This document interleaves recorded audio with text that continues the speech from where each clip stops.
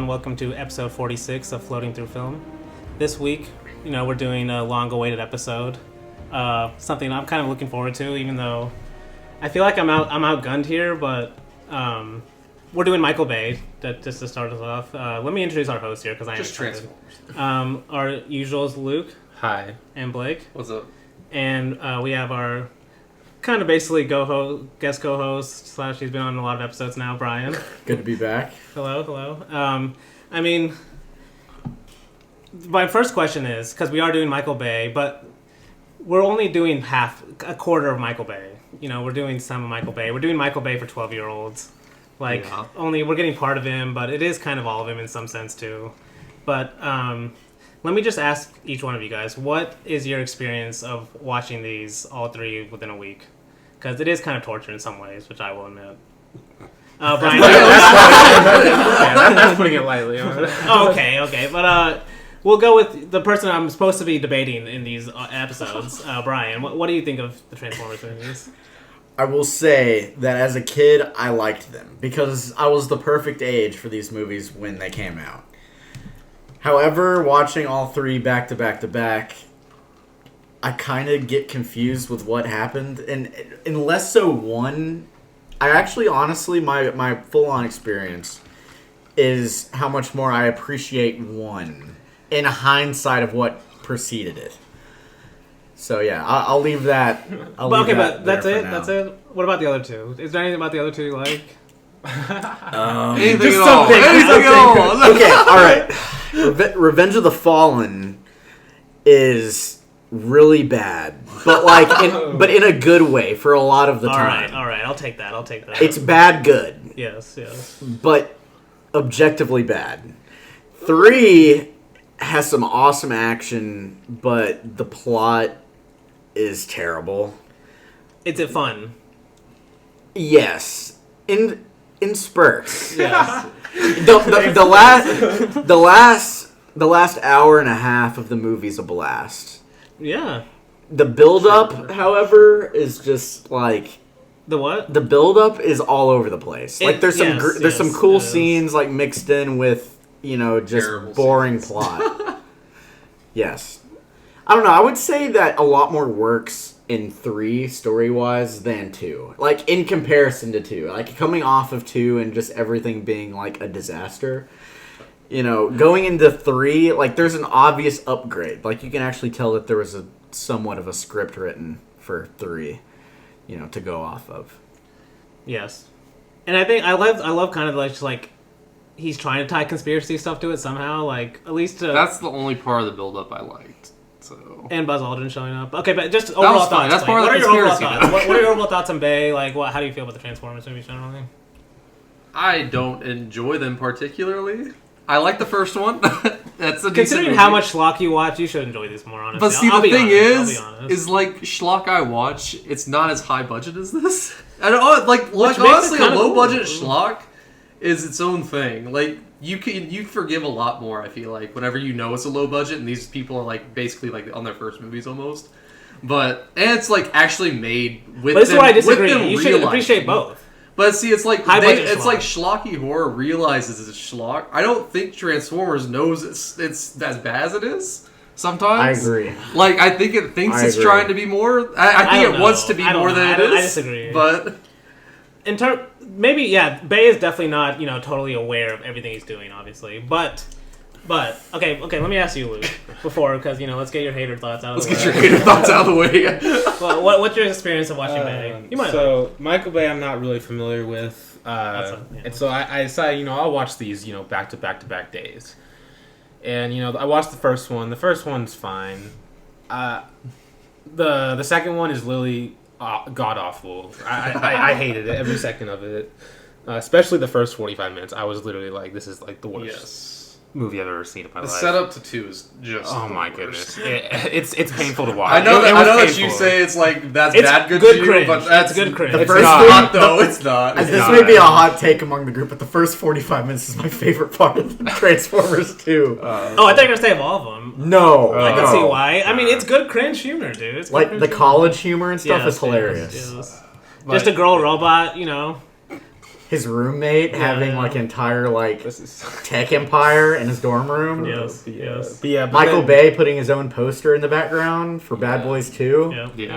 But then 3, I did like the conspiracy stuff, but everything else I hated it. And I think it really, most of it boils down to is that I just don't really like his action. It's not really for me. Like, I respect like the amount of craft and detail he puts into it, but like I just can't get into it.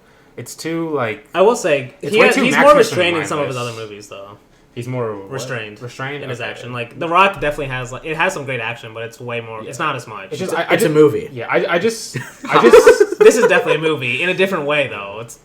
I just find his action boring, to be honest, which I know is like kind of like... See, I also... this is why I hate that I'm agreeing with that book for a second, but... I mean, it is boring to watch sometimes, though. That's the thing. Long isn't boring. He's not. That's where I completely disagree with the book. Yeah. let's just not bring that up. No. But is it boring to 12-year-olds? No. No, and that's my first point I want to make. These movies, before we get into them, there is... And we were going to kind of talk about just what a blockbuster is in general. Like when someone decides to make a blockbuster, what audience are they targeting? And I feel like Pirates and these movies and Pirates are targeting different audiences. No. Yes, they are. Like, Pirates is going way more broader Pirates base. Starts off the same as Transformers, but then it gets a little more older, I guess. No, but I'm saying from the beginning they're targeting all ages. Like they're trying to get it's partly made for adults too. The Pirates movies grow with their audience. Yes. It respects its audience more and more because their audience is growing up with these movies. But I'm saying even from the beginning, audience. the Pirates movies are not made specifically for 12-year-old boys to sell toys. Not specifically, no. But these movies are. They literally are for a huge degree. Initially, it's this is how we're going to get people in theaters. We're going to market these 12-year-old boys, and they're going to have to bring their parents. But initially, these movies are made what would a 12-year-old boy want to see? And I can say that because that's partly why I fucking love these movies, and I should say that. So are you saying that Michael Bay really doesn't give a shit at all about the fans that grew up with the original source material? No, he doesn't.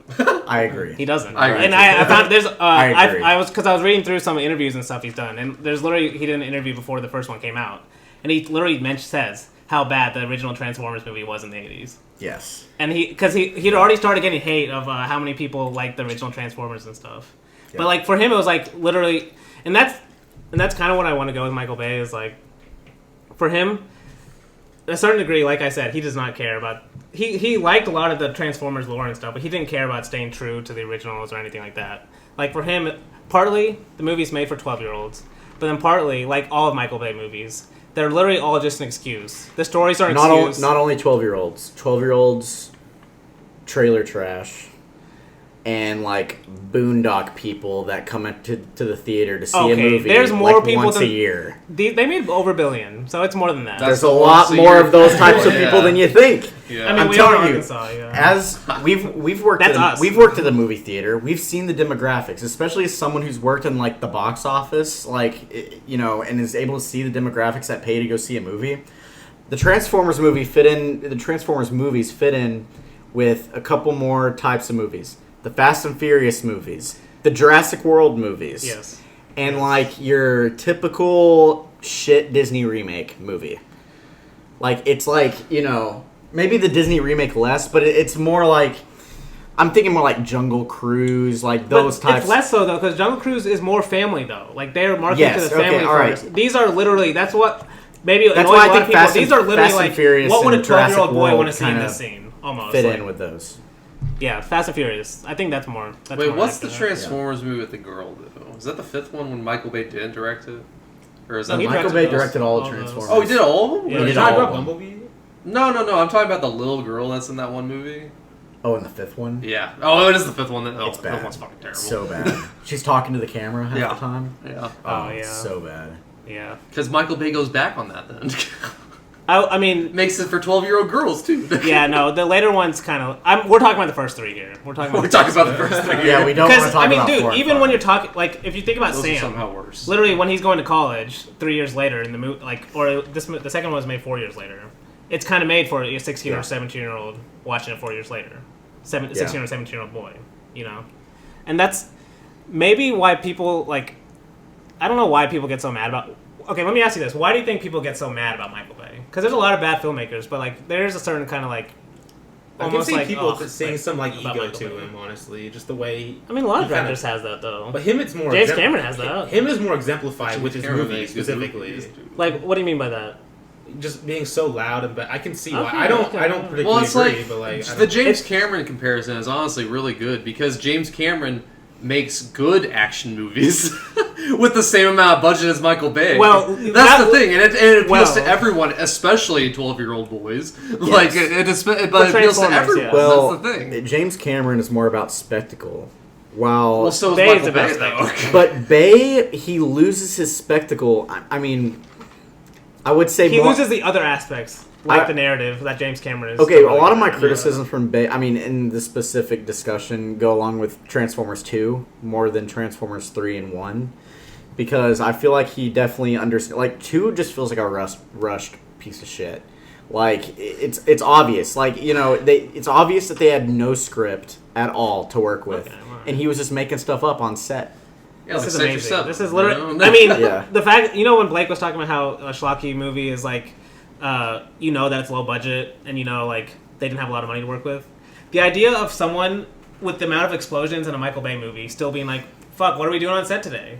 Like, I kind of love that. Just like the improv nature of a movie that cost $150 million to make. Michael Bay is just. But I was- okay, no, you No, can because continue. before I forget, Blake mentioned James Cameron. I was going to mention this quote too at some point. James Cameron has a really good quote about Michael Bay.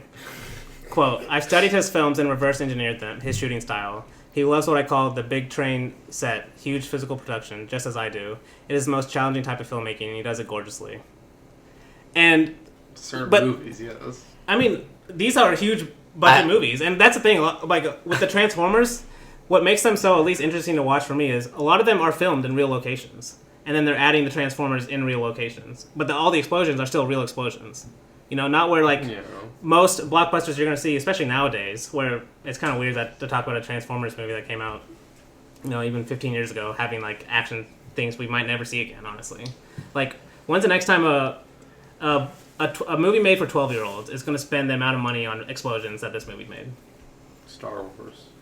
Yeah, But Star Wars is really- made for 30-year-olds more than 12-years nowadays. Anyway, Yeah, we know nowadays, that. yeah. I don't even want to get into Star Wars.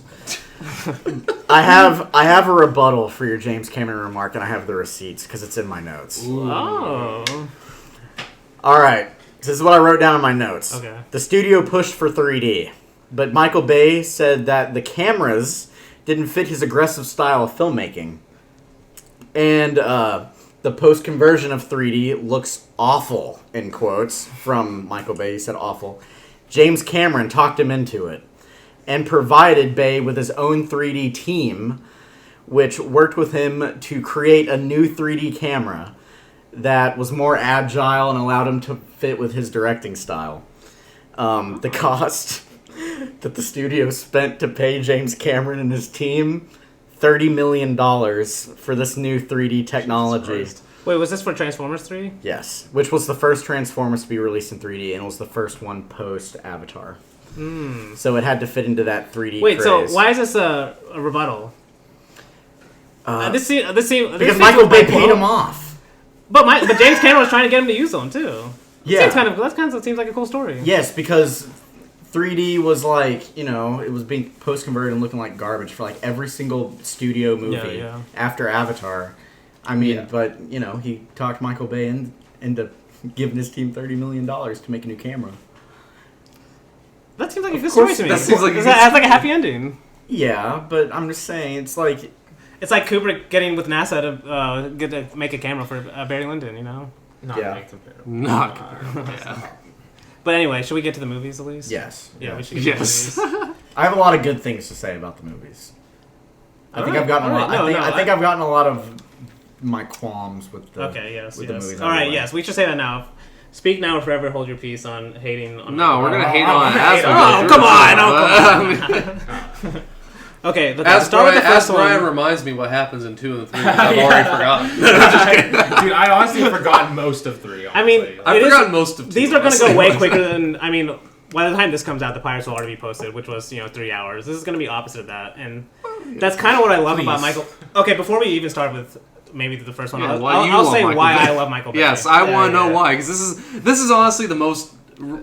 This is like the biggest enigma for you is like why you like Michael Bay. I don't understand. Okay, I don't understand at all. Like, all right, I have a few reasons, and they kind of all go together. The first one is, and this is kind of, if you've listened to this podcast, I've talked about this a lot. One of the main reasons I watch films is I literally care about the formal aspects of it. You know, like literally, what is the director doing with this camera? Like, why is he using these lenses? You know, all those kinds of aspects to it, you know? And more importantly, I care about when a director himself actually cares about those aspects of it.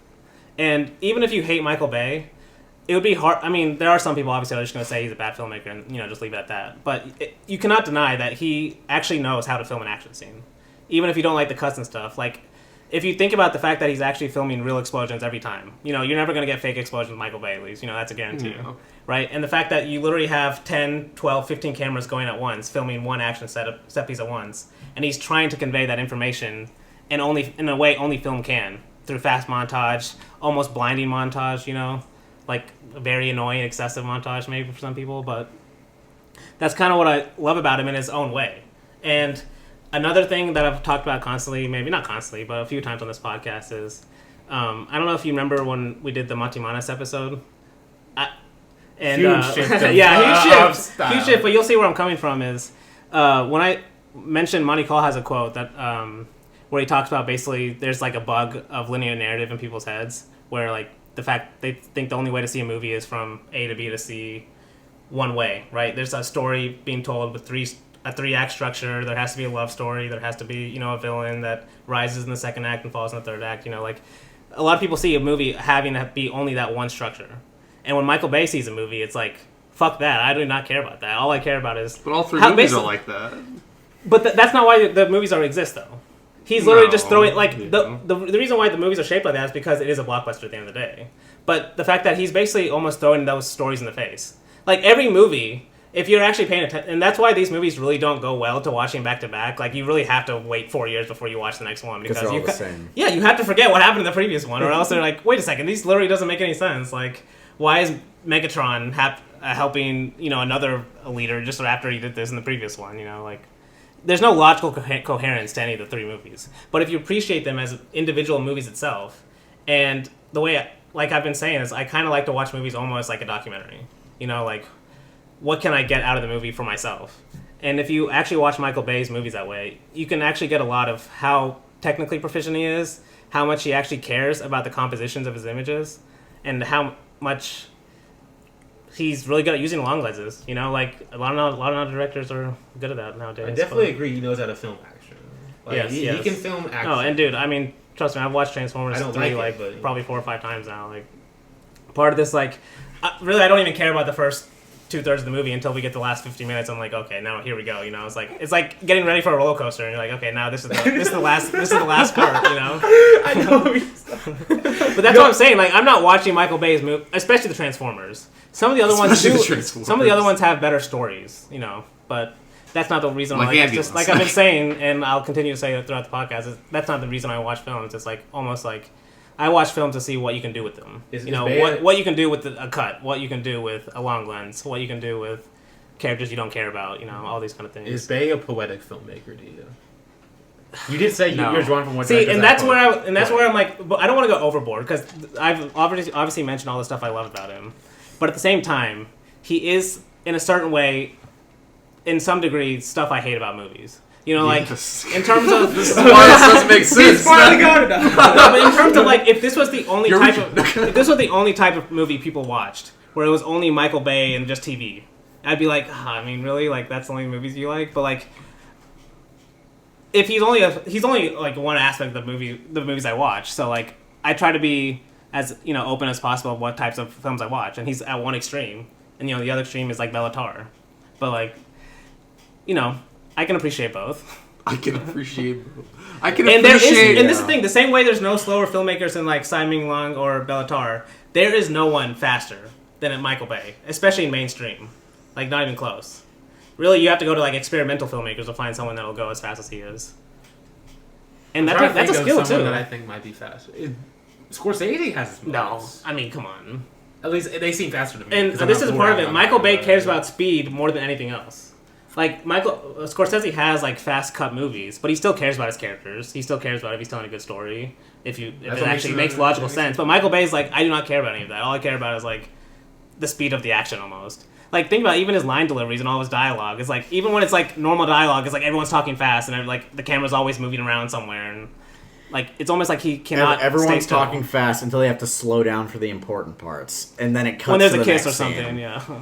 No, like anytime they cut to like the military or like the Pentagon, and they're like talking gibberish pretty much for like the first like minute or two of the scene, and they're like, "All right, now we have to go take this person here and explain what's gonna happen." Yeah, see, this is literally like this is why it doesn't make sense why you like him, because you don't like movies that just explain everything to you. Like, explain the plot. Like, literally every time there are plot dumps every scene. Like, every time anyone talks, like, it's a plot dump, basically. No, but this is why I like him, though.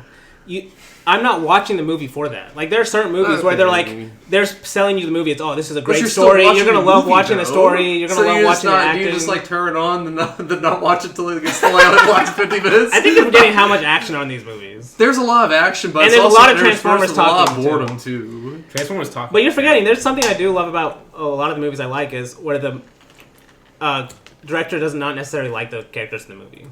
Where he basically hates all the humans. And Michael Bay does not like any of the humans in this movie. I disagree with that. With Maybe Shia. With the Maybe first Shia. one. With the first one. Because I feel like the first one is the most, We the can most get into grounded. it. Yeah, let's get into the first it. one. Because I really like the first one a lot. And it's going to get into a lot of my criticisms about the second one. Because the second one is Bay at his fucking worst. It's like... Or best. It's not, because it's like because I watched the movie, because I've seen the movie a few times, over the years. I mean, I saw it in theaters when it came out when I was a kid. I had it on DVD. I'd watch it when I was a kid. But when I rewatched them in a row, I was like, okay, what went wrong with 2? I want to really like delve into like look at what the camera's doing, and you can just tell that Michael Bay I'm already getting into what I don't like about 2. Let's talk about 1. Let's talk about 1. We'll get to 2. Let's talk about 1. What I love about 1, it has a great opening. It gets you to care somewhat about the soldiers. It sets up, that he's had a kid, he has a kid on the way, and all this stuff. Your basic stuff. Yes, to make it where audience members will be like, okay, I'm at least somewhat invested in these soldiers, whatever. And then he introduces the Transformers with the villain. Yeah, the helicopter thing was cool. That is so cool. I mean, ignoring the fact that it goes from broad daylight to night in 1 second. But, that scene is so tense and awesome. And it's like, it doesn't show it shows the it shows a Decepticon from like far away. You don't get, you see like a shot of him walking from the point of view of like up in like the tower, and you get to see like the strength of like your villain. So it's like when you set up how cool like the villains are, like he has that cool cannon that like blows up everything in a row, super cool. And like that, it sets up that intrigue, and it's after like it's after the files. He sticks his hand in and steals the hard drive, and it sets up like what the conflict is going to be. It's like, all right, so the Transformers are not from here, obviously, but what are they after? And that's what you get into later in the movie. So I just think that the opening scene just is a near perfect blockbuster movie opening scene. All right. I would agree. What about you? No, I agree with that. Yeah, it's fine. No, the first Transformer is the only one that I like, honestly. Okay, why? Well, because it is like Bryan said earlier, you can tell this one actually has a plot and a script that's following a little bit. Yes. Like, I honestly, and the shots are planned. Like it's obvious. Like the Transformers are shot in a very interesting way, different angles. It's not just. Before I continue, I keep wanting to go to 2. I keep wanting to go to 2. The first one has the 2 action scenes that the only 2 action scenes I like in these movies. So the opening scene and the Air Force One scene, they're back to back, basically. The Air Force One seems pretty good. Yeah, like whenever they're hacking. Oh yeah, okay. Yeah, that's cool. But like that's like the only action scenes I like. Okay, I'll say because obviously I'm in the minority here. The first one is my least favorite, but I still understand why people would like it the most. Like, it is the most maybe calmer of the three. It's fun. It's grounded. a really fun movie. A lot of the humor works in the first one. Yes, a lot of the humor really works. Did I mention how?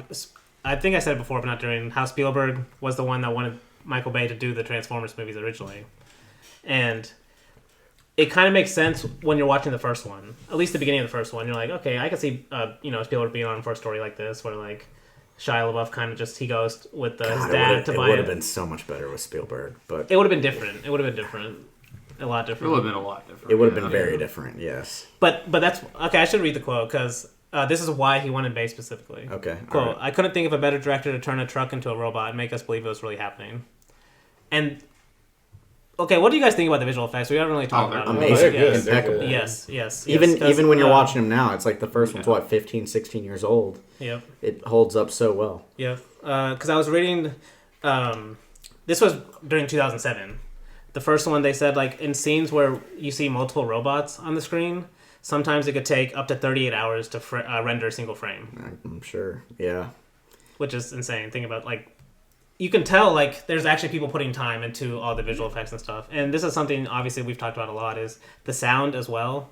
Like, that's one of the first things that comes to my head always when I think of the Transformers movies. It's just, like, when you think of the machines, you actually hear them. Yeah, the sound design's great. Awesome. Like, every Transformers movie, 1, 2, and 3 at least, were all nominated for Best Sound. It's good. Really? It's good, but he definitely gets annoying. That's the only thing. Not if you're watching on surround sound. Yeah, or if you love the sounds, they can't get annoying to me. I mean, he's poetic in that way. His sounds are great. No, I don't think the sounds are annoying either. But I think they're fun. I mean, Yes. the opening, like, the titles, the logos for the production. The Paramount ones. The Paramount one when the Yes. stars are flying by. Yep. The womp, womp, Yep. womp, womp. Yep. Like, it's just like the so sounds cool. paired with like farts coming right after that. I'm just like, okay. It's like, oh my god. He wants to give you the whole experience. the whole He wants experience. to give you everything. But that is partly what he wants to do, maybe to his weakness too. Where he doesn't have this is what the film is, so these are the types of shots I'm going to get. It's like, how can I get everything possible into a movie? Like, how can I get, Optimus doing something cool? How can I get a girl that all 12-year-old boys will want to, I will say, stare at, like- the funniest part in either two, I don't remember which movie this is, but it's because the last two honestly kind of blur together. But it's whenever the funniest scene is like whenever it goes to like what you're saying. Whenever Optimus Prime, he's being all cool and shit. He gets his wings, and then he flies, just lands at the cables, and he's just stuck in the cables for like 20 minutes. I'm like, what the fuck is this? And then you watch the other robots trying to get yeah, like while all the We're robots calling are Optimus. while driving toward him. while all the other Autobots are dying and shit. I'm just like, an Optimus is just stuck in cables, and it's like, okay, that's pretty funny. But no. Honestly, and this is something because I kind of just going over stuff he said, like. One thing you could tell he actually cares about, like, he cared about the scale of what the Transformers looked like in every battle. Like, he wants them to look like they're 30 feet tall. Especially in the first one. Like, obviously you can tell, like, there's more, like... There's more shots where just, like, one robot and then one human sitting next to them and stuff. And they're really cool. Like, there's almost, like, some kind of, like, the Iron Giant kind of vibes, with the... Like, because my favorite moment in the first one, anyway, just to maybe talk about my favorite is, like, when Sam sees... Bumblebee for the first time in the background, in the background. He looks huge. Yes, and he looks huge. That's what I was saying. That kind of reminded me of Iron Giant, I really liked it. I think my favorite scene in the first Transformers is when the Autobots are coming in and they're flying in on the asteroids and they're just crashing into random parts. Yeah. One of them lands in the pool of someone's backyard and the little girl comes in. Are you the Tooth Fairy? Oh, that's very Jurassic Park too. Yes, so. that's extremely Spielberg. It's even shot to look like he's hiding behind the tree and he's scurrying off, and then you have the shot where he's he comes up over the ledge and he looks at the truck going by and then he immediately transforms, and it's so cool. Yes, it's seamless. Do we have anything else from the first one we want to say? I don't have anything. So this goes along with the sound, but if the voice actors were as good for especially Optimus and Megatron, the first one would not succeed as much. And these movies for all of them. That's what I was about to say. Especially Optimus. His voice is just honestly insane. I like it. Do you like it?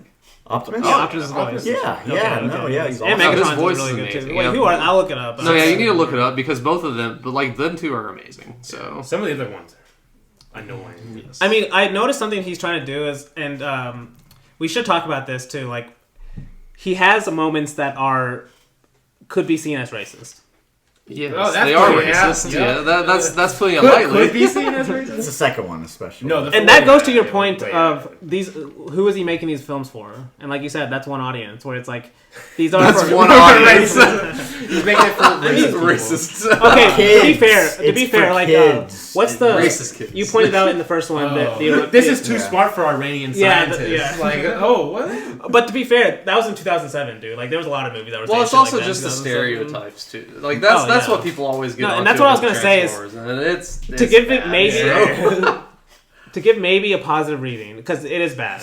Yes, not a positive reading, but at least what he's trying to do is he has all types of accents in these movies from all types of countries, and that's kind of what he's trying to do. It's just like he just wants to make the voices of the Transformers. But he's taking the stereotype. Yeah, because dude, that's what I'm saying. What audience are these for? It's like in the second and third one, just to get people's idea of someone smart is in the scene, they have to mention Einstein.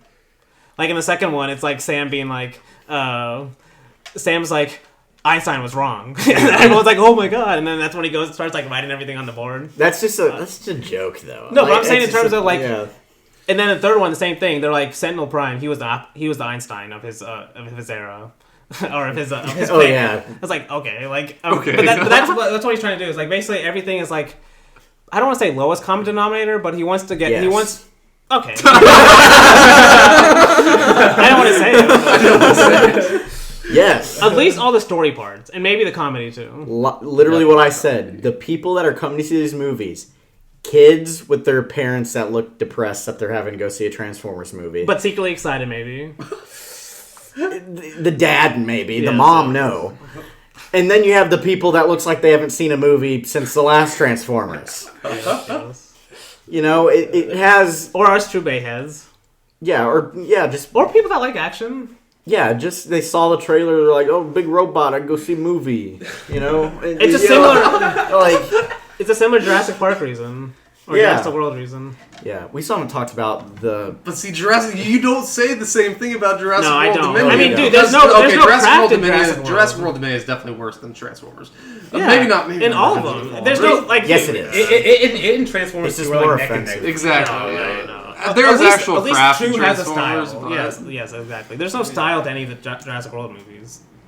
Think about it. You can't... But they go really crazy with the direction and like the crazy dinosaur fights and stuff like that. None of that stuff. See, this is like Transformers though. trying to go do dinosaurs. They didn't do it right either. Yeah, they did it better though. They do it better than Jurassic World. What about the scene when they got to find the glasses, right? Because the glasses are the plot device to find that scene would have been fine if they didn't make it go so long. It was such a long scene. It also would have been fine if they were making eBay jokes every 2 seconds. That was I'm talking about the part when he shows up to his parents' house and they're mad at him and the Transformers are hiding. Okay, that's kind of cool. Outside the back. And it was cool, but it went on for way too long. And he's looking in his room and stuff, and the parents are freaking out because of the earthquakes and stuff, and they're just like, earthquake! And just running, and the dad, which is funny. It's funny. At the end, especially when they just end up destroying everything anyway. And then, in your PG-13 kids movie, the mom comes in and is like, were you jacking off? Or whatever she says, were you masturbating? Yeah. I was like, oh my god. I remember being in the theater and not knowing what they were talking about. My mom was like, I cannot believe they're doing this. My mom was like, are you kidding me? In a freaking kids movie you're talking about this stuff? But Michael Bay does that so much. It's like... But that's a joke a 12-year-old would find funny. Exactly. That's why I think you nail on the head with the 12-year-old. Because it's like, it's not funny. It's not funny, but it is to that age. It's like, oh, you said masturbate. There's a lot of funny. Yes, exactly. Honestly, yeah, you're getting it. It's like lower than lowbrow, though. That's the thing. Like it's hitting you right in the fucking nose or something. Yes. I don't know. Okay, that's a good way. His jokes are like that. It's like they're literally just trying to hit you in the nose. That's like a lot of his acting. That's not a good thing.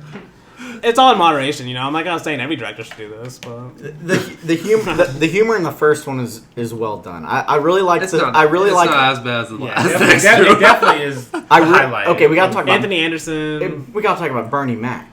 The funniest scene in the movie when he shows. We're talking about the donut scene too, though. Later. Yes, we can talk about the donut scene. But the funniest jokes is when he's like, "Oh, I'm about to get my new car," and his dad takes him through the Porsche parking lot. Yes. He's like, "No way, Dad!" He's like, "You're not getting a Porsche." And he pulls into Bernie Mac's like a lot of used cars. No, and then he's yelling at his grandma or something. "Hey, Mammy!" And then he's like, "I'm gonna bust you in the head, bitch." And then because she flips him off. Yeah, she flips him off, and then he's like, "Oh no, she's deaf." And I was like, that hits so hard. It like makes me cackle laughing every single time that scene happens.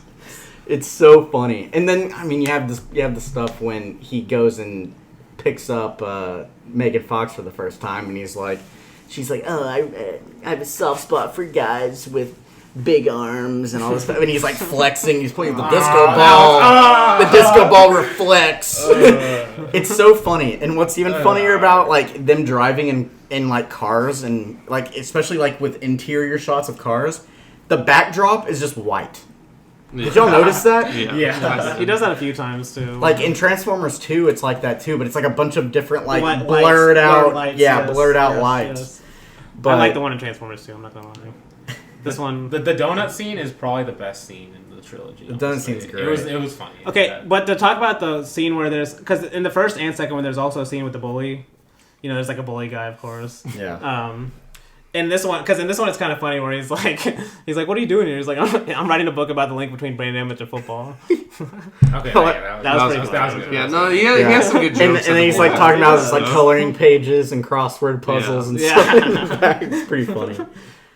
Okay, but we should talk about the donut scene too. That is funny because the last two have less of these kind of scenes. Because it keeps they're like characters in the movie. Like you know, the honestly, they do not need to be in it at all. No, they don't. They really don't. I mean, he gave us the funniest scene and best scene in the trilogy. Highlight of the trilogy, honestly. Like I said, just not for you. Just not for you. That's what can I say? We were talking about this before we started. We were saying that Michael Bay does not cast an actress that isn't hot in his movies. What about this girl working for the Pentagon's like a supermodel, like Victoria's Secret model, and like her line delivery for what she's talking about like does not work. No, it doesn't. Ever. No, like.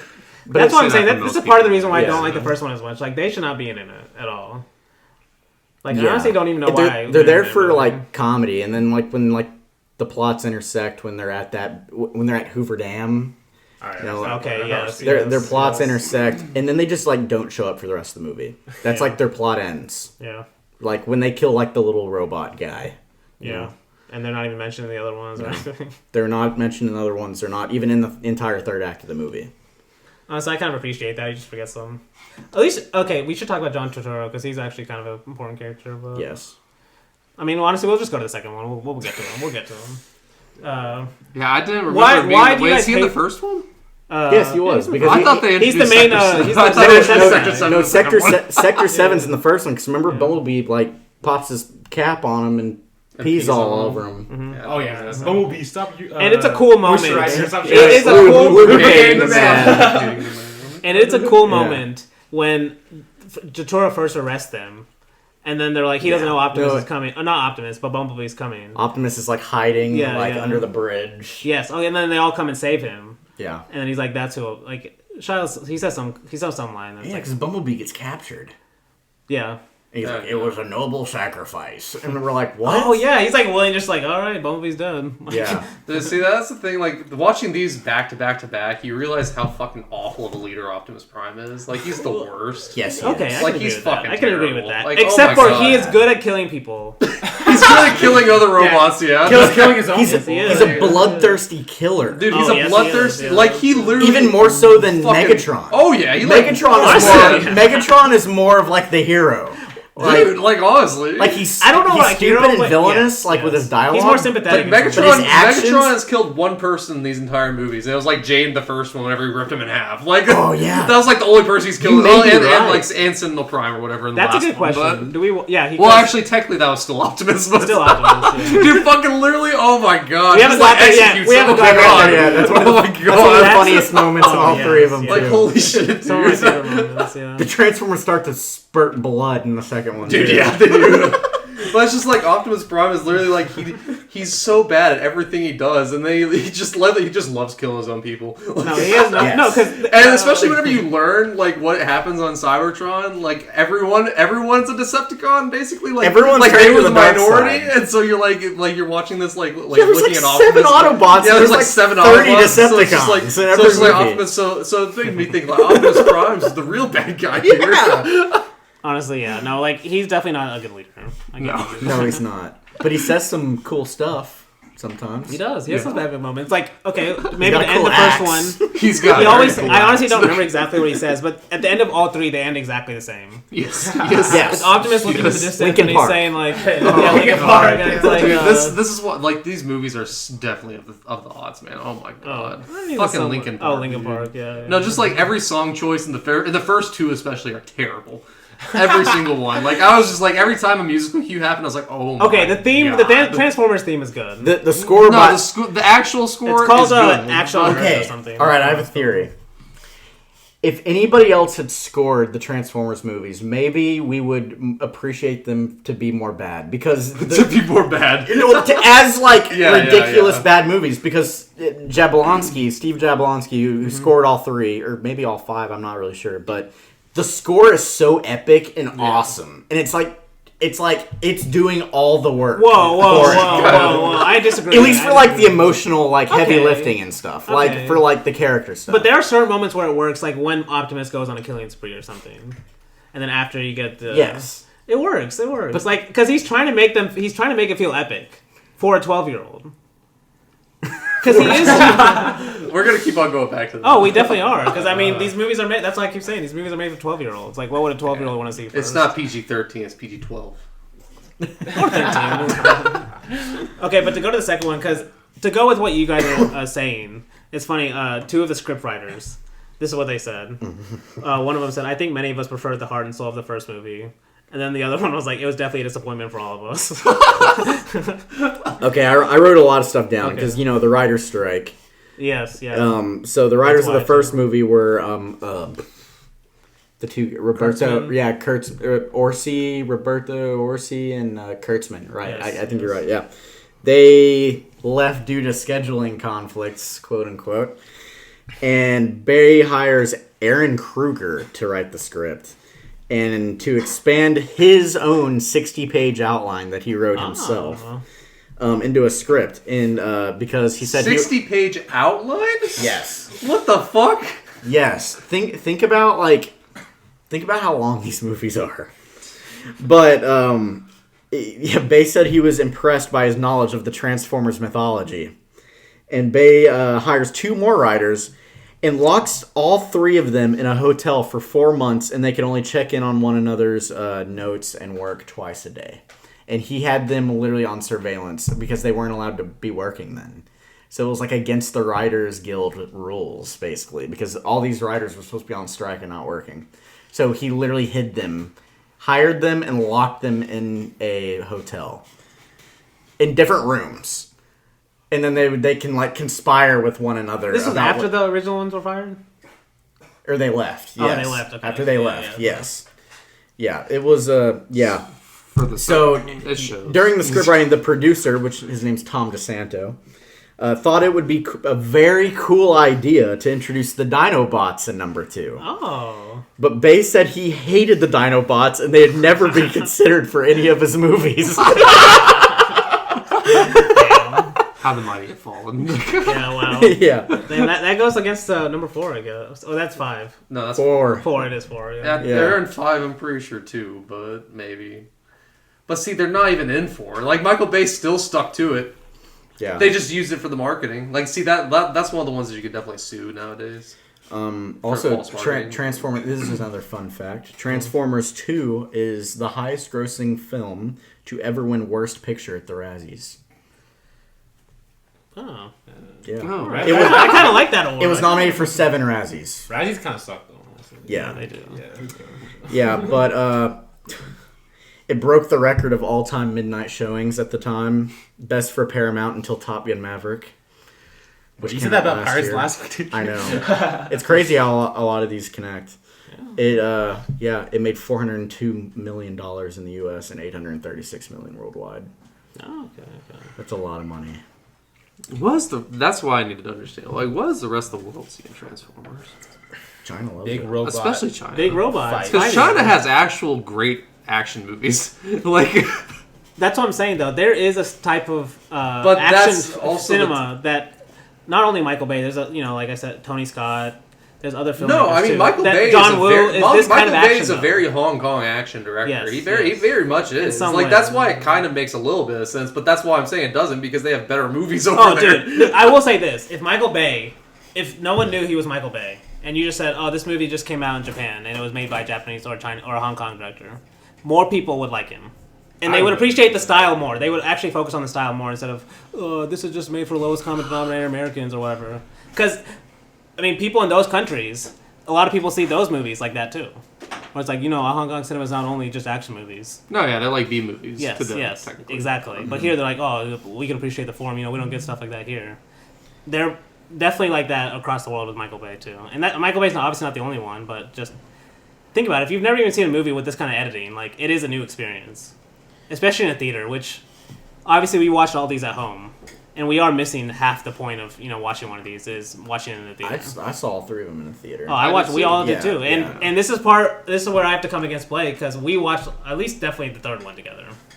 Because I still remember, like, everyone was like, "Oh, we're really gonna watch the Transformers again and stuff." Well, we all went, like.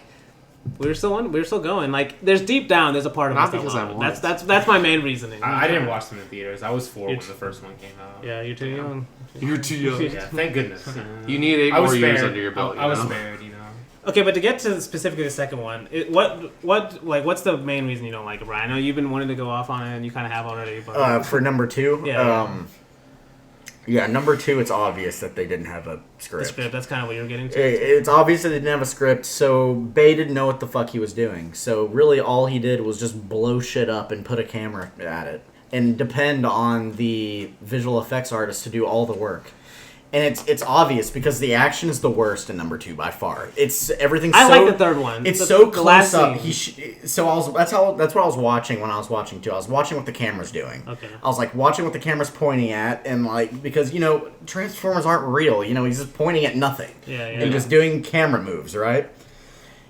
His camera angles for 2 are the most shockingly bad camera angles. I mean, you could use to shoot a movie. Like, he's blowing something up in your face, so obviously a Transformer has to be right here. So it's like the action and the fighting has to be encompassing the entire frame. And there's so much just metal clanking in your face in that entire movie that it's just like, it hurts your head. I think I agree with a lot, especially in the earlier action. In the last action sequence, he actually is not like that. He had time. Like, obviously he was rushed. The desert sequence. He was rushed and he had no script. He didn't know what the hell he was doing. So it's just like, but it's just weird. Yeah, it's like, I definitely understand what you're saying. Especially during the Optimus fight, you can definitely see that. Because it should not be shot the way it is. They do that fight disservice because, like, it's actually, on its own, if it was shot well, it would have been a decent fight. Yeah, I think so, because it's just Optimus Prime taking on 3 Decepticons. That's pretty fucking cool. And they're in a forest. But it's like, it's what you're saying. Oh, you're talking about that scene. Well, that's the scene I'm thinking talking about the forest, and I'm talking about, like, the desert, too, at the end. But, yeah. But this one's, like, it's way worse in this one. Because he's, like, filming from Shia LaBeouf's angle the entire time. Which is fine. But he's like, the Transformers are so close. And, like, you only see their legs in some parts. Or, like, it's like he's not filming the Transformers as entities. He's filming us watching their fight from the ground. Yeah, which is okay. That one he's trying to go more shy. Until he wants to zoom in really close up on a slow-mo of one's face getting tore in half. I mean, I will always love that. It literally does not matter what movie it's in. I'm going to love that. No, I love that whenever Megatron or someone slams his fist through Optimus and he's going like, no! Like, he's so scared to die. That's another thing. Optimus Prime's so scared to die in these movies. Like, which, I mean, fair. But also... No, like, part of these movies are just like him being dumb until the very end and having to kill. Like, it's like he's just kind of a military guy, too, almost. Like, it makes no sense that he's a Prime. No. Yeah, he's definitely not. The sequence of events in 2 is baffling. Dude, this also goes to say that the Primes were the bad guys, though, because Sentinel Prime in the third one says we were gods on our planet. Alex goes into this.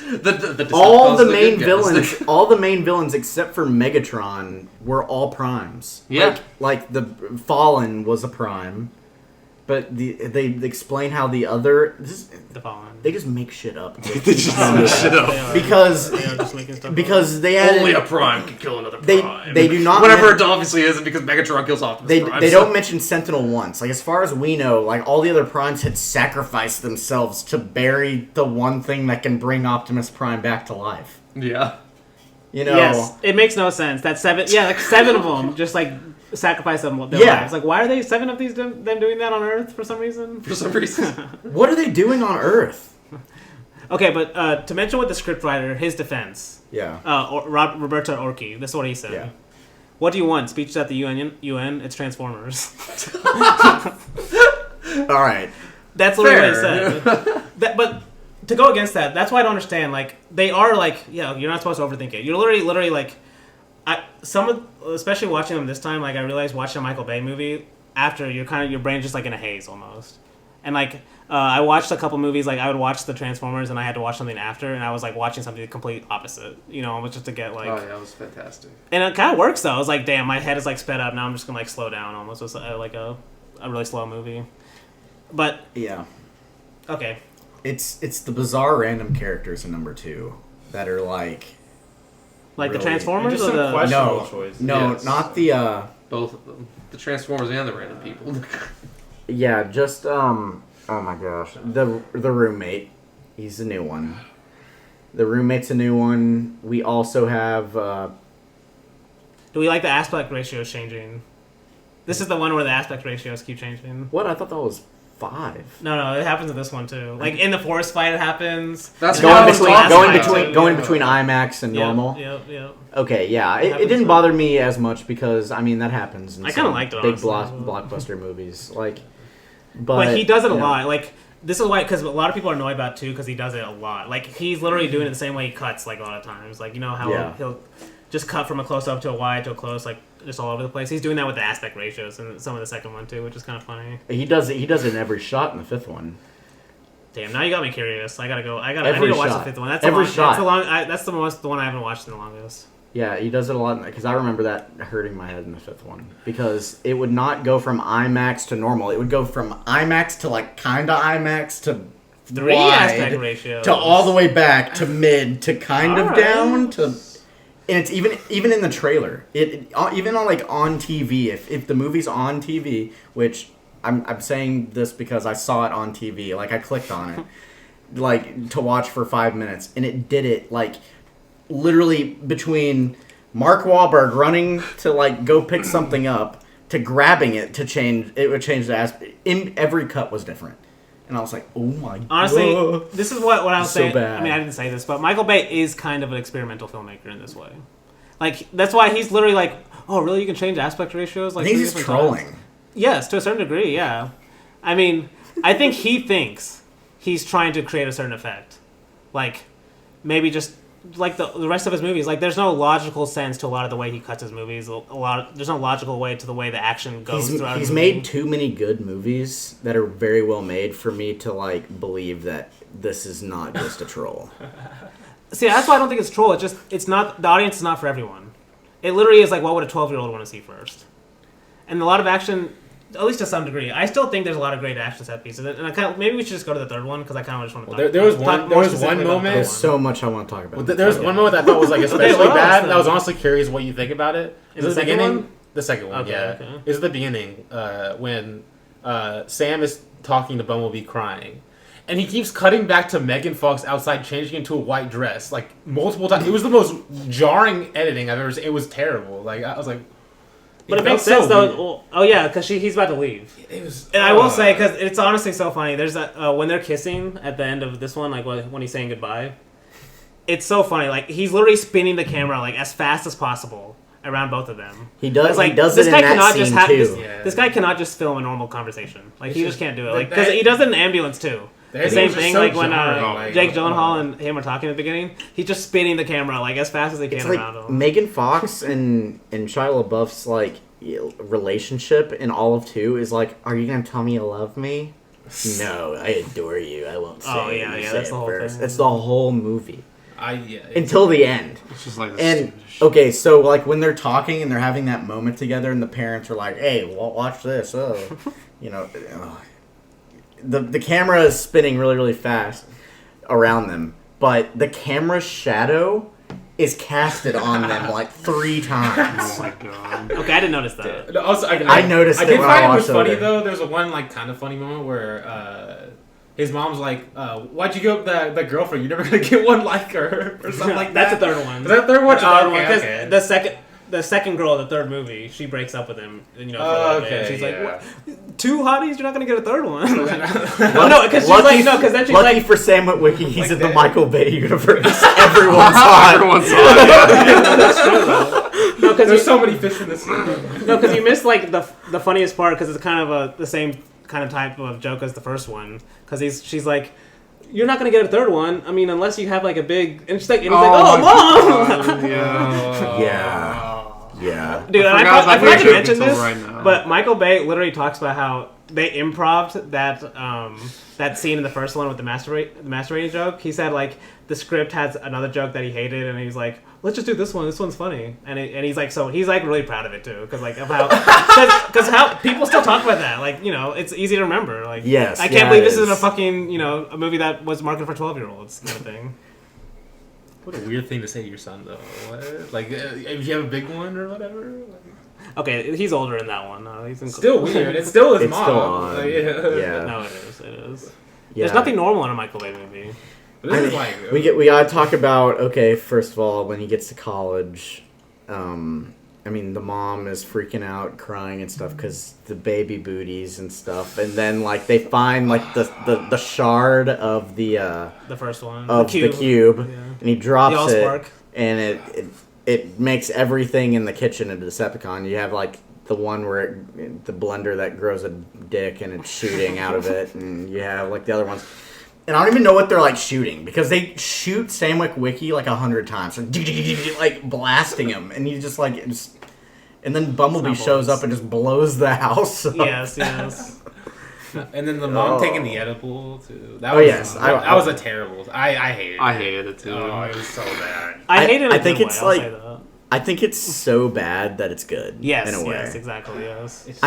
She's just so annoying. Because the entire this is why the entire college part's a guilty pleasure for me. Yes. Because when he gets to college, he's in a co-ed dorm, and his roommate. No one there is 18. Like they're all like 30. His roommate is like he showed up like that same day. It's the first day of college. You're in a dorm room, and like all of his like friends are in like a side room with all these computers set up, and he's like selling like calendars or something. Transformers footage on the internet and stuff. And then Sam Witwicky's like, no, I wasn't there to speculate. It's all fake. It's you can make anything in the internet and stuff. And then it sets up this really, really hot girl. He's like, oh yeah, that's her and stuff. Okay, I just really wanted to get to the frat party scene, which is hilarious. Yes. Because that's basically how she sees that he's basically like a Transformer adjacent, I guess. Because like he has a scene where he's like writing it with the cake, like he's like writing Transformers. I feel like Okay, but first of all, how is the Decepticon like? Why is the Decepticon like look like it's enjoying it? It's really odd. It makes no sense. No, it makes no sense. It makes no sense how she's a human. First off, like what? There's never been a human transformer. Not only that she's a human, but that she goes from a human. Is she like what? Okay, she is a human transformer. She goes from being a human to like a robot, like back to a human again. She does. Plus, why does she have a tail? Out of her, no, it's her tongue. Oh, it's her tongue. Yeah. No, she has a tail too. Oh yeah, she has a tail too. She has a tail too. Okay. Yeah, because she drags him into the death room. is pretty funny though.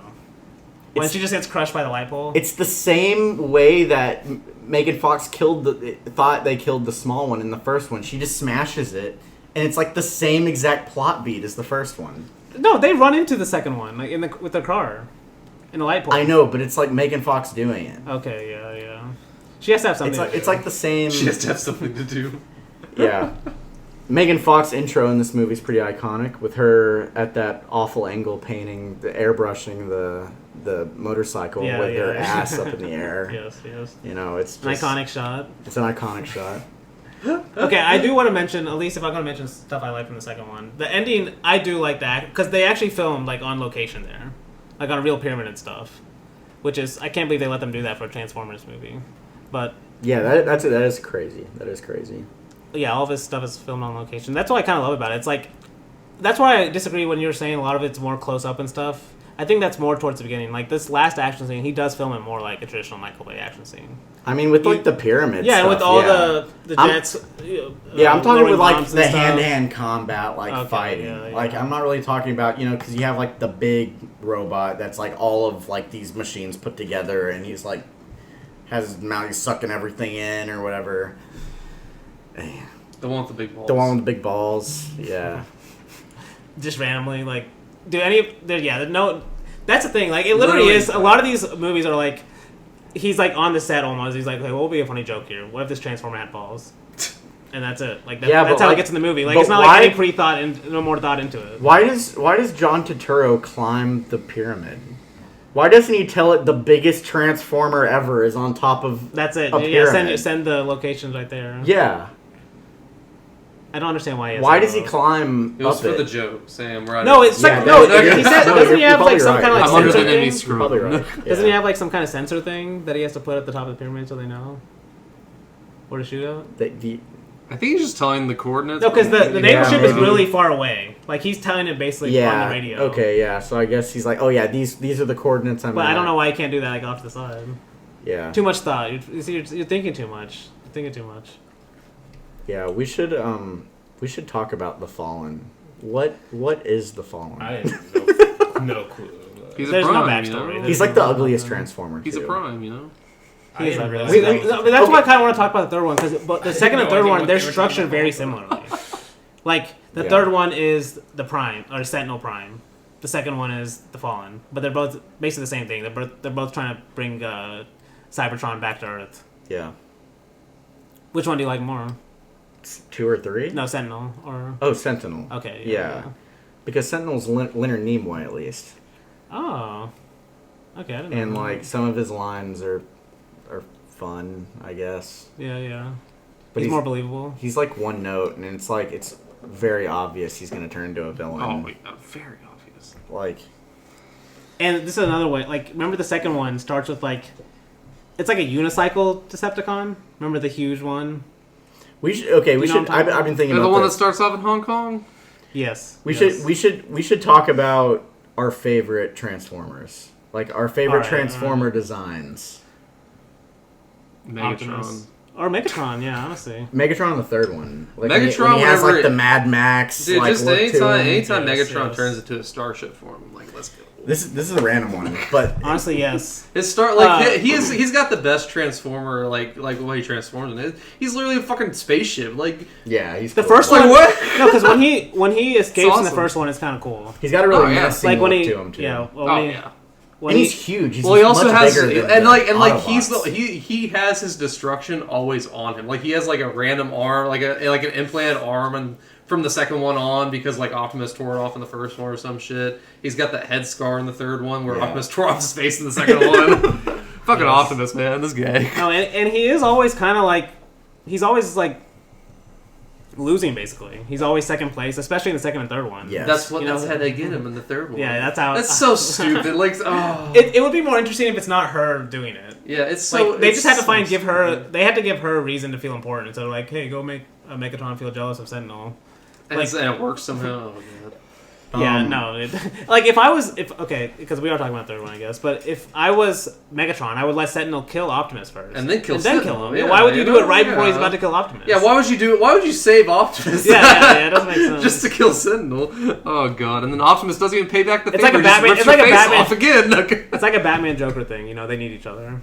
But see, Optimus fucking rips his face off though. Like, Yeah, he does. No, Optimus doesn't care. like Optimus is a jackass in that scene.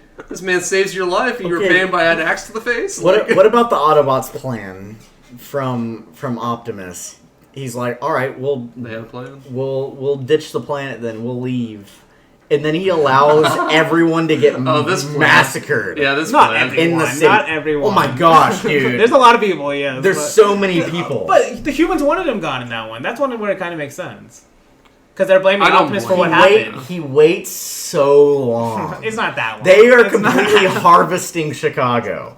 It's pretty cool. It's pretty cool. They are. Like, literally, it's like, because the Decepticons shoot it down, which, yeah, duh.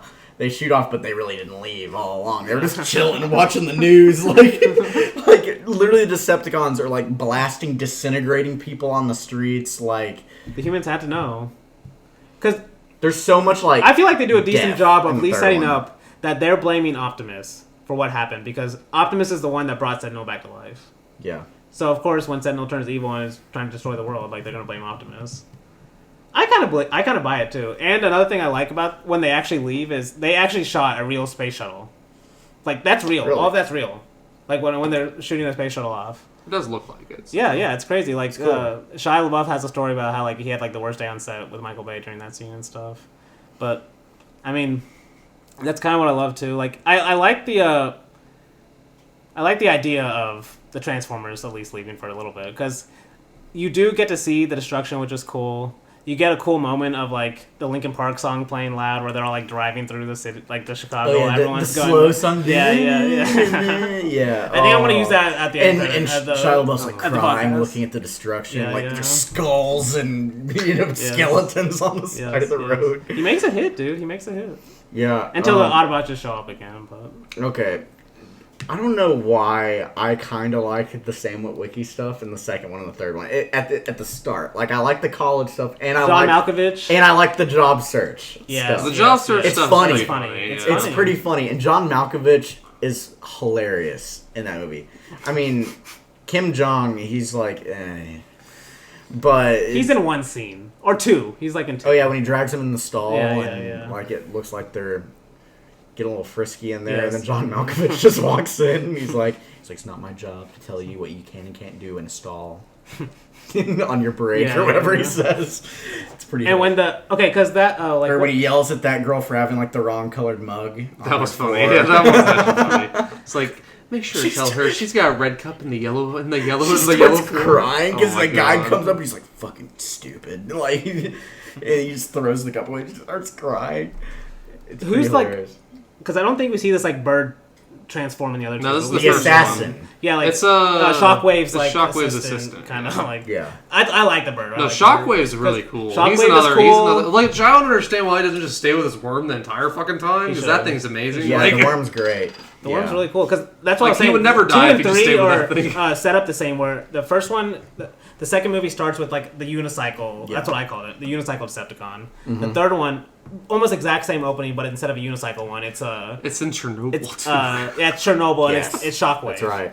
And literally, the second one starts with they're in like this nest group with the CIA, and they're like undercover ops. Okay. And the third one starts with the same thing. They're also undercover ops, but now they're working in Russia instead. Yeah, but Bumblebee's not with him. Bumblebee's off with the Autobots. In the second one, he's not. No, yeah, in the third one, he is.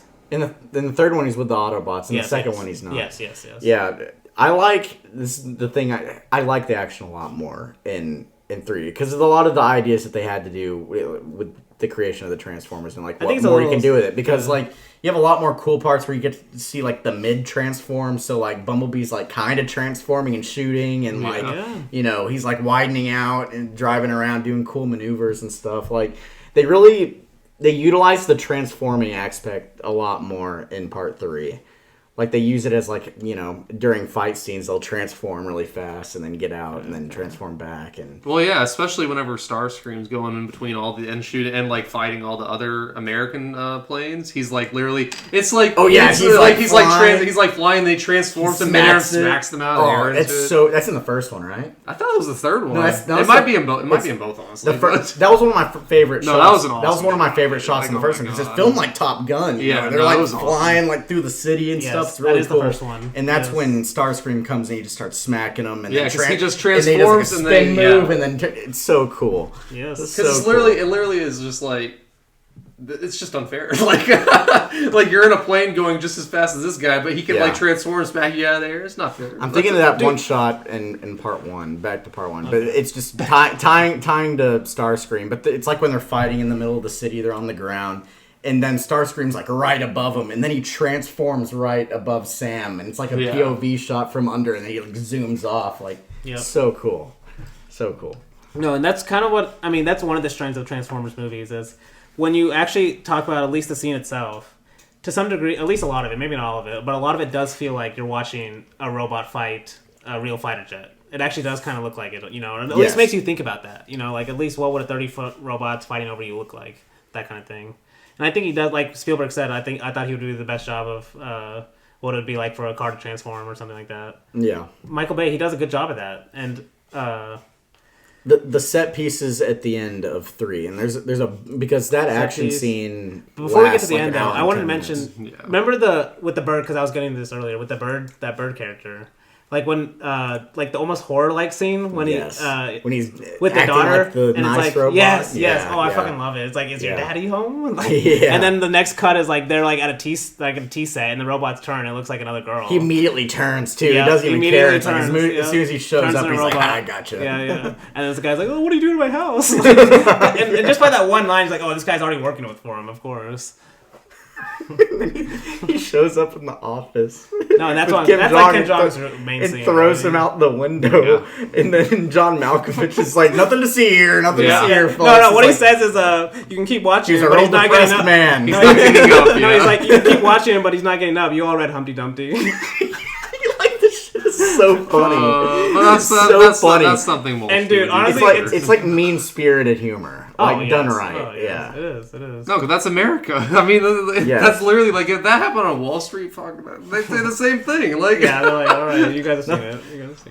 It's like this happens every Thursday, guys. just the shot of him in like the board meeting, and you just see him falling. It's like, whoa. It's played. The fact that John for laughs. The fact that John Malkovich isn't even in this movie.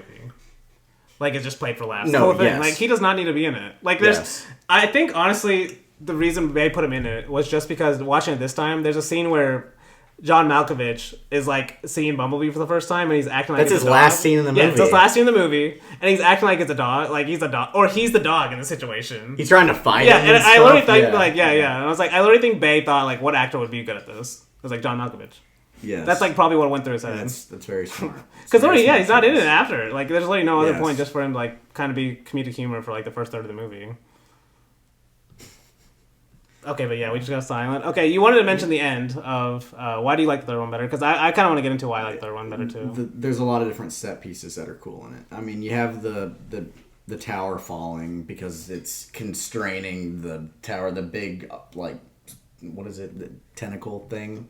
Yes. It's like killer or whatever. No, it's Shockwave's big. Oh, the worm. The worm. It's like constricting. Yeah. And like it's falling. You can tell it's a real set, and they're actually sliding down, and then they end up on like the other side. They have to shoot the glass to fall in. Like it's cool. It doesn't make any sense. No, it doesn't make any sense at all. They'd all be dead multiple times. They would literally all be dead. But yeah. But yeah. I will say just about the third one in general. I've been saying how I don't watch Michael Bay's like for a story, and that's still true. I do think this one has a little better, at least like structure of the movie, where you can kind of feel like it's flowing, at least somewhat. You know, like Shia LaBeouf's like arc at least makes a little more sense. Yeah. You know, after it starts, he feels a little more useful in this one. I feel like than the other two. I do like the new girl, Rosie Huntington-Whiteley, a lot more than Megan Fox. Oh, she's a better actress. She's so much better. Yeah, she's a better actress. She's so much better, and she's just so much hotter too. Yeah, depends on what you like, but yeah. I'm okay with either. You know. I'm not a picky man. You know? Yeah, I'm just gonna say I loved Megan Fox whenever I was a teenager. So. Yeah, me too. I did too. Whenever I was a 12-year-old boy, Megan Fox was the shit. yeah, exactly. True. Yeah. And the other two main actors, or at least the main actor in this one that's on the other two, Frances McDormand. I think she does a good job too. Oh, Frances! All these good actors. He gets a lot of good actors. He does. And Frances McDormand, I think I showed you the video where Frances McDormand was saying that like Hollywood never pays like their actresses like what they're worth, and she said the only movie that she's ever done where she was paid what she was worth like was on Transformers. She had the 3. same scale as like her male peers or something. Yes. Was Transformers, which is Michael Bay feminist, as we all know him. Sure. Yeah. That was definitely like a studio thing or something. Well, yeah. Okay. Michael Bay fought valiantly from that. I will say that one of the best moments of you saying them being 30 foot tall or whatever, like and him actually playing into that. It was like whenever Buzz Aldrin meets them for the first time. That was the scene that really like where like it's maybe just because he's not an actor and he actually plays it really well, like he's actually looking at Transformers. Mm-hmm. But that scene's honestly shot really good too. But yeah, they both say like it's an honor or something, and he's like, no, it's my honor. It's like, should Optimus really care that he's meeting Buzz Aldrin? You just walk from him. He's just a nice guy. He's just a nice guy, yeah. Except for when he's a bloodthirsty killer. Yes. Yeah, we can get to the end now. Yeah, honestly, we should get to the end. The funniest ending ever. Dude, I laugh so hard It's whenever so he fucking funny. executes him every time. Oh, dude, I mean, so honestly, the funny. whole setup, like the whole Chicago setup, the whole like Megatron shoot for some reason just wanting to shoot the Abraham Lincoln memorial. Oh, that's a great shot. That's a great shot, though. I love that. He sits in the shot. Oh, yeah, that's cool. Dude, how could you not? That's cool. How could you That's not very love that? cool. No, that's hilarious. Yeah, that's a great shot. It's like, damn, like, and he doesn't explain it all. It's like he's just there, and he's like, you could tell like Megatron's been thinking about this for a while, probably. Megatron. What about the fact that Megatron, when Megatron's just like during this entire battle, he's just chilling. Yeah, He's literally. just sitting there in like an alleyway, and it like Sam's girlfriend she's shows the up one, and she's like, "Are you really just gonna let Sentinel be the king of the Decepticons?" He's like, "What? I'm in charge. What are you talking about?" She's like, "Nah, you're just a bitch." Yeah. And then that's what pisses him off. Yeah, And, it's like I hate that. Like, I mean, I just wish Megatron would have just chosen by himself. It would just make more sense. I don't know. Like, they just had to give her a reason to feel important, I guess, like in the scene. Because I will say, of all three of the women roles in this, there's a cool moment in the first one where Megan Fox is, because Bumblebee has like his legs taken off, and she's driving like a car or a truck through like the rampage, and Bumblebee's shooting the cannons. It's a cool scene too. It's a cool scene. It looks great. I was like, okay, if you're gonna have human characters in these battles, at least like have them do something cool like this, We have Josh Duhamel like doing like the motorcycle slide. Okay, yeah. No, that's good. Yeah, because in this one it's like Shia LaBeouf. He like sticks something in the eye of like. Okay, I don't buy that at all. You just he would have died so many times swinging. From, you just reminded me like he's just like a normal human the entire movie, and then he becomes a parkour man, like jumping over the cars and sliding under them. I'm like, this is so out of nowhere. Yeah, no. Okay, because I love the set piece, but it doesn't make sense that at least the Shia LaBeouf and Rosie Hunting are getting through this scene where like the whole building's falling, and like they're like they're really high up, and like they jump out and they're sliding down the building, and they come back into the building, and that's like when Shockwave like sees their like the desk falling, and that's that was cool. Yeah, this is cool. And there's a really really cool POV shot because we haven't talked about the wingsuit guys coming out. Yes, which was real. Which was real. Yep. Yeah, I love that. The scene where like all the wingsuit guys come out and they start gliding through like in between the towers and everything. I'm like, they really did this shit. This is cool. Yes. And he films it well too. And like when they land, they have like their like mission. They have like the sniper taking out his eyes and stuff. Like that scene's pretty cool. And you have that one shot which it really stuck out to me. The shot I really like is just like a POV shot of the gun, like the camera's mounted on the gun. You get I know exactly what shot you're talking about. Yeah, I know exactly what shot you're talking about. Yeah. Yeah. No, this is what I'm saying. Where once you get to the action, like it does feel like basically he's trying to. It's not real time, but he's trying to make it feel like it's real time. Yeah. Like the last 50 minutes of this movie, I do like because it feels like a disaster movie. The Chicago disaster. Like, I love disaster movies. Yeah, so, it's kind of like the it's whole, disaster movies with Transformers. Yeah, like kind of cool. Like Man of Steel. Yeah. Avengers. Very Avengers. much There's a sky beam. Yep. Literally, Avengers came out the year after. And it literally the whole ship thing that's going through the city. Yes, huge the Leviathan ships that are going in. Yeah. Wow, it literally is Avengers. Holy shit. Yeah. No, because we've talked about this. But Avengers has a brain and plot. It's true. And characters. Brain, I'll disagree. Plot, I'll agree with. This one, like I've been saying, these do not have plot. You do not watch Transformers for plot. But, yeah. We've been talking. They're having a mid-off, honestly. Okay, but what has? Okay, because you're an Avengers fan. What has a better action sequence at the end? Avengers or Transformers 3? Transformers 3? Avengers. Oh, okay. There's so many more iconic moments that are like memorable in Avengers than with the Transformers characters. 3. Yeah. Well, yeah, the characters. But what about the actual action? Yes, dude. Like Hulk has some of his best action scenes in the first, like when he picks up Loki. Yeah, and the Hulk Loki thing is on par with Optimus shooting Sentinel in the head. Like there's great one takes and stuff where you're going between all the characters working together and stuff. Like it's more cohesive for sure. Yeah, so many like cool action moments, like little beats, like like Iron Man and Captain America like shoots the beam at Captain America, he deflects it with his shield and takes out like a bunch of aliens. Like there's so many cool like superpower moments. Okay, that's fair. These are different. Yeah. This one, honestly, at least the humans in this one does feel like more just straight disaster. Yes. Oh, yeah. They are just in a disaster. It's movie. just soldiers. Yes, soldiers and Sam. And like I said earlier, whenever I thought this was the second one, I love it whenever Optimus gets stuck in the cables for 20 minutes of the fucking movie. Okay, apparently, yes. like 15, 20 minutes. He gets stuck in the cables, and we should talk about. At least we can get to the end, honestly, because we've been going longer than I thought we were going to go, but which I'm kind of happy about, honestly. But which is why it's a kind of a reason why I like Michael Bay, why I love Optimus, and why I love Transformers is the end of this movie is just so perfect. We've already talked about Megatron coming and saving Optimus from getting killed by Sentinel. But then the fact that Optimus, no hesitation, like in a normal movie where the hero is, about saved by the villain. Where he's saved by the villain, it's like, he would think about, maybe I'll save Megatron, maybe I remember being a kid and I was like, Megatron turned to the good side. I'm like, okay, that's cool. Exactly. And then nope. No, it's like Optimus is like, he doesn't even know that Megatron just did that. Yeah. It's like, he does not care. But it's kind of what I love at the same time, because when you watch like maybe Sentinel rips off his arm again, right? He thinks he's gonna die again, the second time. And that's another part where he's acting like a little bitch, honestly. He's like, no, Optimus. He's like, no, stop, please. I just started laughing at that. Optimus does that first. Yeah. But then Sentinel does that at the end, too.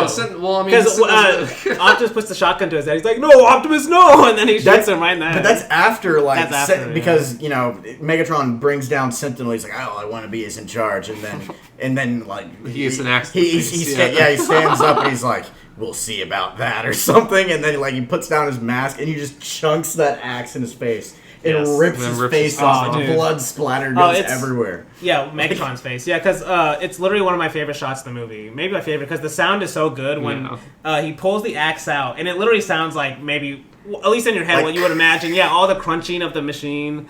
And then it goes in slow-mo, like the axe coming across the screen. With the I can just tell Michael Bay wishes he could do this type of movie with real people.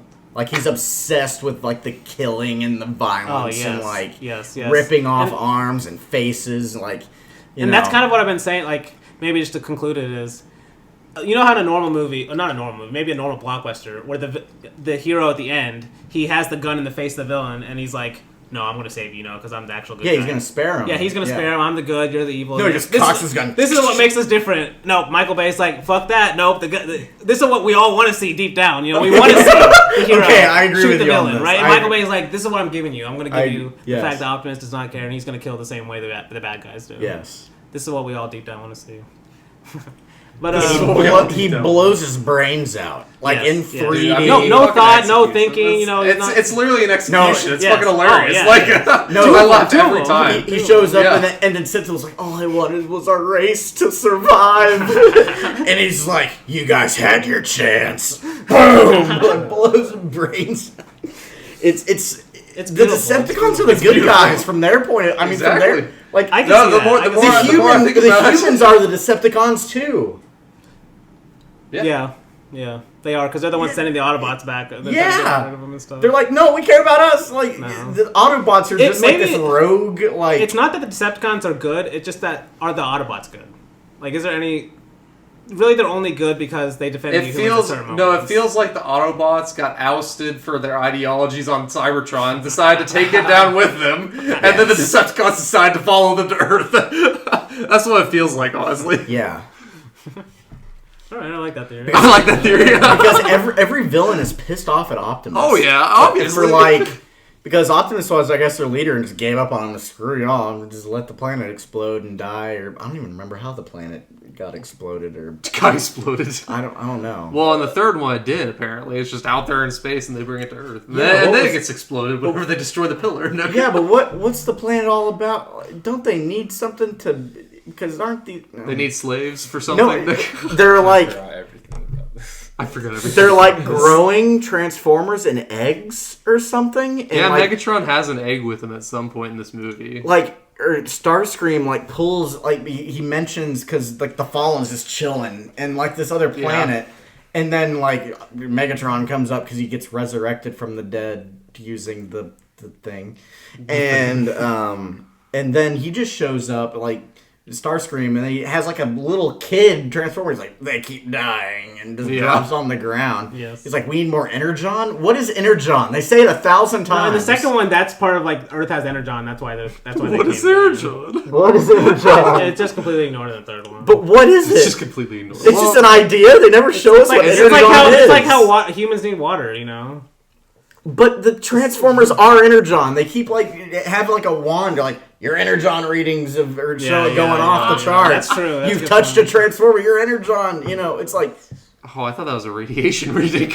They say Energon. They say Energon. Yeah. They say Energon. I don't know what Energon is. Is it like their smell? I don't know. There's no telling. There's no telling. Yeah. There's no telling. You have to read the But comics. Energon. You have to read the comics. Okay, but we should end it. We'll just end Movies it. are 3 hours long. Yes. Yeah, that's we haven't. That's talked the about that. bad This part. one's 2 hours 40. What? It's not 3. I just remember. Okay, I will say that the third one's the longest, and it feels shorter than 2. I think I can get that. I can feel that. They both feel like that. 5 hours. They do. The first one has such good pacing, and it's still long, but it has really good First pacing one throughout. actually, I just remember walking outside to smoke a cigarette and then coming back in and realizing how long I had left in the movie, and I was like, oh. That reminds me going to see Transformers 5 in theaters opening night, completely sold out. Everybody's clapping and cheering, and yeah! White trash crowd.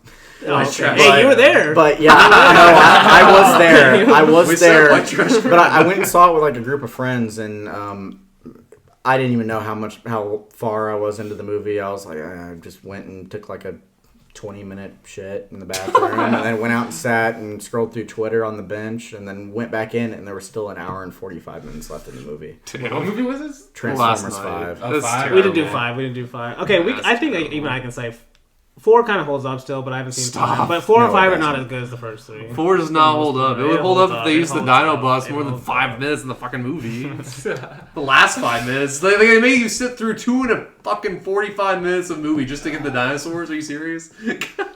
Okay, we'll have to save 4 and 5 for a different episode. Oh my god. But we should close it because Luke's dying. No, I'm out. But yeah, About. I'll take a week break. You know? honestly, I was kind of excited to do Michael Bay because I don't know. Well, I don't know if I'll ever pick him. Maybe Please at some no. point. At some We point. beg you. He's got some decent. He He's got does. some He good does. He movies. does. Like that's what I'm saying, Luke. These are not a good representation of all of Bay. I Like, hope not. he's definitely. It kind of, I mean, with this week and last week, I mean, we're dealing with 2 either underrated or like misunderstood directors, right? Okay. Like Gore Verbinski, in my opinion, is very underrated and underappreciated. And he's mainly known for the Pirates movies. Yeah. But he also made like Rango, The Ring, Cure for Wellness, and he's made some good. He's got really interesting movies. Is he still? And Michael Bay, He hasn't made anything since in like Cure for Wellness? 6 years. Yeah. Damn. Yeah, I don't know. Maybe he has a movie in the pipe. Should we say should we go around and say what's better, Pirates or Transformers? We have to. We have to. All right, Luke. What's your pick? It's a tough decision, hard to make.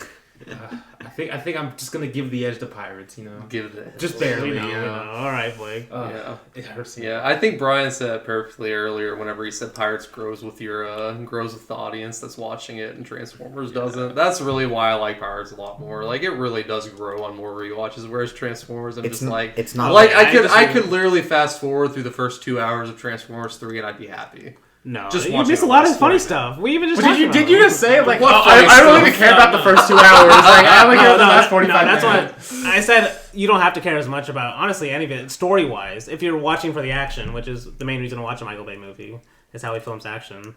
Now, see, Transformers movies are movies I could watch on 2 times speed. The ultimate insult to Danny. No, I'm just kidding. I can see it maybe. 3 times speed? You missed a lot of these. Okay, there you go. Now I'm talking. 3 times speed, slow it down the action scenes. Yeah, no, I'll speak through those as well. All right, Bryan, what's your pick? Pirates. Pirates, I think, is one of the best trilogies of all time. It's a really good trilogy. Stan, what are you gonna pick? I mean, I will agree with you guys. For most people, they would probably pick Pirates. So I mean, I can't argue with that. But you're built different. Pirates has a continuous story. They are different types of films. Like, which kind of what I've been saying is Pirates are more of they are supposed to be made to be rewatched and have good cohesive stories and stuff. But like, no, they don't have Pirates. Pirates 3 is not very cohesive, I would say. I think we went through it. We went through it. That was our conclusion of the last episode. It's like everything makes so whenever much you're sense. watching it, though, it's very convoluted because there's a lot of shit happening in that movie, too. It all makes sense, though. It gets Most better of it. after you talk about it for 3 hours. But it does. Either way, so much Pirates cooler. are The lore is so much cooler. Yeah, like that kind of stuff. Yeah, the story is definitely. That's better. the other thing. The world building in Pirates is a lot better than Transformers. There is no world building. There's no world exactly. building. Yeah, there's no. That's the point. Like all of it is just for the spectacle or the experience thing with Transformers of the film. that should be the coolest is the lore. I disagree. The coolest is watching a robot get its the Transformers head movies. cut off But by see, a- you can by have a- both an of those, axe. and then. But I guess Michael Bay does fuck that up in the fifth one by introducing Merlin fucking Transformers for some reason. No, It's that's why. terrible. I mean, Why why. Why are the Transformers movies on Earth? It doesn't make any sense. Okay, I can go with that. There should be a Transformers movie on a different. On Cybertron. Yeah. Yes. Or like in space somewhere where they're fighting a bunch of different robots. I mean, dude, this is the same reason I get mad with like Jurassic Park. Like, there's just the whole Jurassic World series is there's too much humans in it. Like, why is there not more dinosaurs? Because dinosaurs can't talk. Yeah. They're animals. Exactly. You're just watching a nature documentary. Talking dinosaurs? Like, Now you're talking. Hey, they have a talking dinosaur in the second or the third one. Jurassic World? The Dream Oh, Tree. Alan. Alan. I forgot about that. It's a great scene. It's an amazing scene. It's One of the been best scenes in decided, the trilogy. It is. It's been decided Pirates is better than Transformers objectively. It hasn't been decided. factual. Objectively, No. yes. They're made for different audiences. Like you put a bad standard by saying all three movies work together as one and everything, because these Transformers movies are not made for that. Every movie was made 4 years apart, and they're made to be like, now you're just coming to watch a Transformers movie. Like, it's not even supposed to be, oh, you're watching Transformers 3 in a series. You're watching a Transformers movie. That's it. But Like, you literally, none of them Sam have any ages. connections to each Yeah, other. Sam ages and he goes through Barely. different points in life. Barely. You could watch any of them on their own, and you would not have to learn anything about the previous movies. Every movie's the exact same. No. Okay, that's where I disagree. He's Story-wise, in high yes. school, Story-wise, goes through yes. high school things. He's in college, goes through high school things. Or no, Yeah, kind of go he through goes high through, school no, things again. Well, he goes through college. It's all one day. He's at his high school for one day. He's at his college for one day, and he's at his job for one day. Oh yeah, Before the stuff happens. yeah. No. That's There's no your character plot. development. There's no You're making character point. Yeah, like you're making points where, like I kind of mentioned in the beginning, certain people will say things about Michael Bay movies, and the words they use will be all negative, or the way they use them. But then I'm just like, these are exactly why I'm watching it.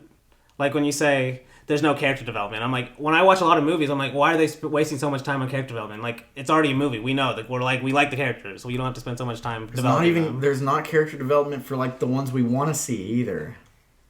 None of them. That's literally my point. I don't want to see any of the humans, really. The whole Transformers don't have character development.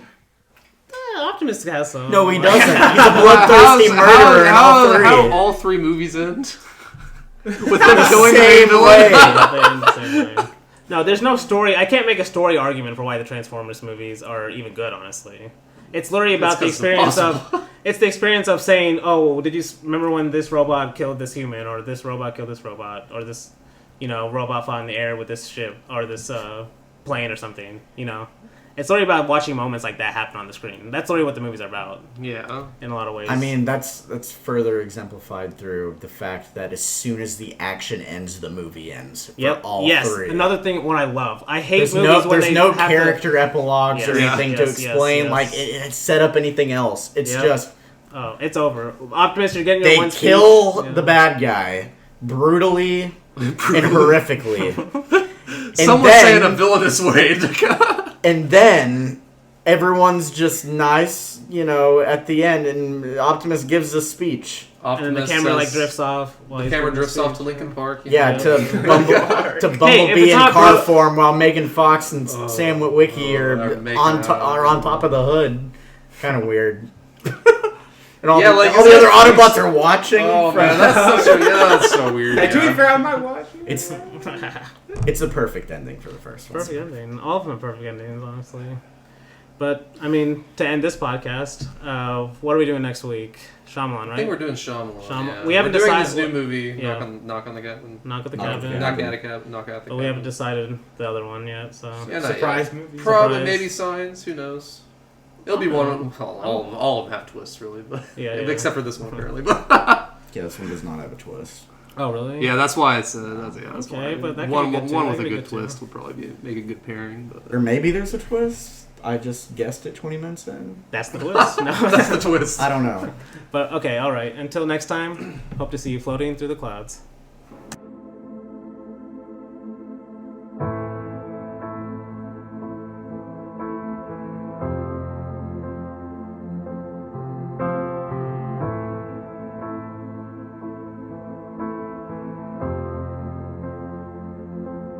You were standing in the wake of devastation, when you were waiting on the edge of the unknown, and with the cataclysm raining down, insides crying, save me now. You were there impossibly alone. Do you feel cold and lost in desperation? You build up hope, but failure's all you've known. Remember all the sadness and frustration, and let it go.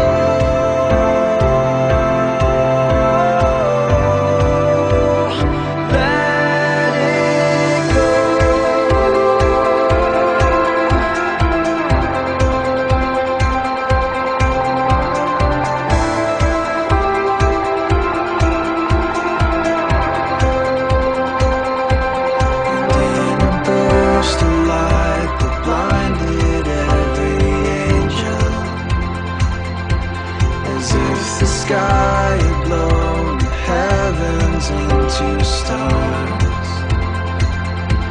We felt the gravity of tempered grace falling into empty space. No one there to catch